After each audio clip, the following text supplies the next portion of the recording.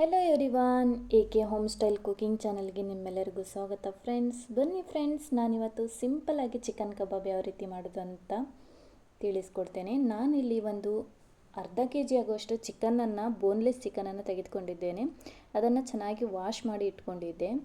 ಇವಾಗ ನಾನು ಅದಕ್ಕೆ 1 ಟೇಬಲ್ ಸ್ಪೂನ್ ಆಗುವಷ್ಟು ಜಿಂಜರ್ ಗಾರ್ಲಿಕ್ ಪೇಸ್ಟ್, ಹಾಗೆ ಒಂದು ಸ್ವಲ್ಪ ಫುಡ್ ಕಲರ್, 1 ಟೇಬಲ್ ಸ್ಪೂನ್ ಮೈದಾ, ಹಾಗೆ 1 ಟೇಬಲ್ ಸ್ಪೂನ್ ರೈಸ್ ಫ್ಲೋರ್ ಹಾಕ್ತಾ ಇದ್ದೀನಿ.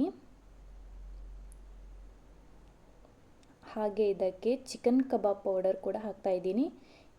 ಇದನ್ನು ನಾನು ಒಂದು 2 ರಿಂದ 3 ಸ್ಪೂನ್ ಆಗುವಷ್ಟು ಹಾಕ್ತಾ ಇದ್ದೀನಿ ಫ್ರೆಂಡ್ಸ್. ನಿಮಗೆ ಬೇಕಂದರೆ ನೀವು ಜಾಸ್ತಿ ಕೂಡ ಹಾಕ್ಕೊಳ್ಬಹುದು, ಬೇಡ ನಮಗೆ ಅಂದರೆ ಕಡಿಮೆ ಕೂಡ ಹಾಕ್ಕೊಳ್ಬಹುದು.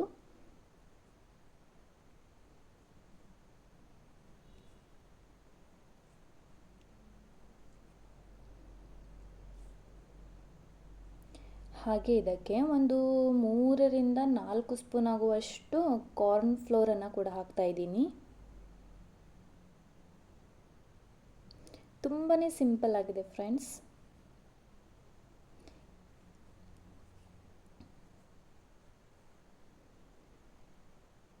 ಇವಾಗ ರುಚಿಗೆ ತಕ್ಕಷ್ಟು ಉಪ್ಪು,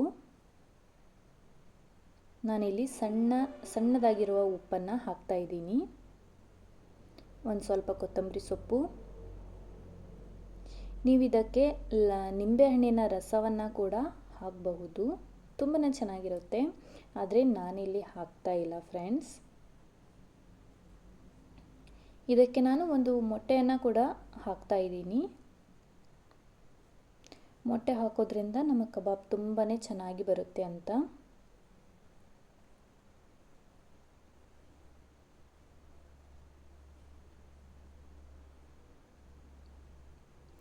ಇವಾಗ ಇದಕ್ಕೆ ನಾವು 1 ಟೇಬಲ್ ಸ್ಪೂನ್ ಆಗುವಷ್ಟು ಅಚ್ಚ ಖಾರದ ಪುಡಿಯನ್ನು ಕೂಡ ಹಾಕೋಣ.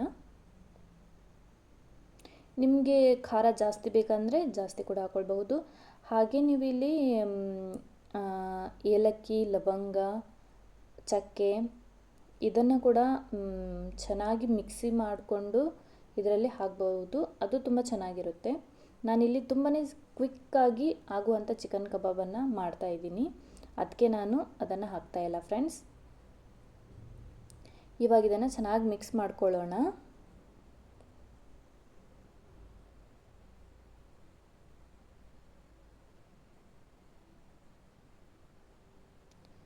ನೋಡಿ ಫ್ರೆಂಡ್ಸ್, ಇವಾಗ ಇದನ್ನು ಚೆನ್ನಾಗಿ ಮಿಕ್ಸ್ ಮಾಡ್ಕೊಂಡಿದ್ದೀನಿ. ಇದಕ್ಕೆ ಒಂದು ಸ್ವಲ್ಪ ಗರಂ ಮಸಾಲ ಪೌಡರ್ ಕೂಡ ಹಾಕ್ತಾ ಇದ್ದೀನಿ ಫ್ರೆಂಡ್ಸ್. ನೀವು ಬೇಕಂದರೆ ಕೊರಿಯಾಂಡರ್ ಪೌಡರ್ ಮತ್ತು ಸ್ವಲ್ಪ ಜೀರಾ ಪೌಡರನ್ನು ಕೂಡ ಆ್ಯಡ್ ಮಾಡ್ಕೊಳ್ಳಿ.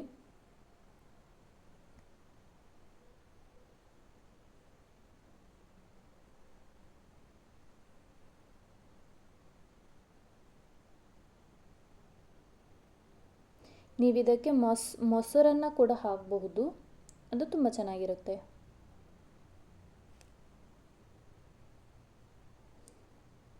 ಇವಾಗ ಇದನ್ನು ಒಂದು 5 ರಿಂದ 10 ನಿಮಿಷ ಹಾಗೆ ಇದನ್ನು ಒಂದು ಸ್ವಲ್ಪ ನೆನೆಯೋದಕ್ಕೆ ಬಿಡೋಣ. ನೀವು ಇದನ್ನು ಫ್ರಿಜ್ಜಲ್ಲಿ ಕೂಡ ಇಡಬಹುದು. ನೋಡಿ ಫ್ರೆಂಡ್ಸ್, ಇವಾಗ ಒಂದು 5 ನಿಮಿಷ ಆಗಿದೆ. ನಾನಿಲ್ಲಿ ಒಂದು ಪಾತ್ರೆಯಲ್ಲಿ ಒಂದು ಸ್ವಲ್ಪ ಎಣ್ಣೆಯನ್ನು ಹಾಕಿ, ಎಣ್ಣೆ ಚೆನ್ನಾಗಿ ಬಿಸಿ ಆದಮೇಲೆ ನಾವು ಚಿಕನನ್ನು ಹಾಕ್ತಾ ಇದ್ದೀನಿ.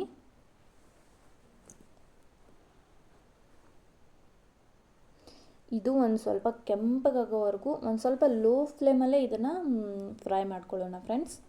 ನಾನಿಲ್ಲಿ ಒಂದು ಸ್ವಲ್ಪ ಕರಿಬೇವನ್ನು ಕೂಡ ಹಾಕಿದ್ದೀನಿ. ಟೇಸ್ಟ್ ತುಂಬಾ ಚೆನ್ನಾಗಿ ಬರುತ್ತೆ.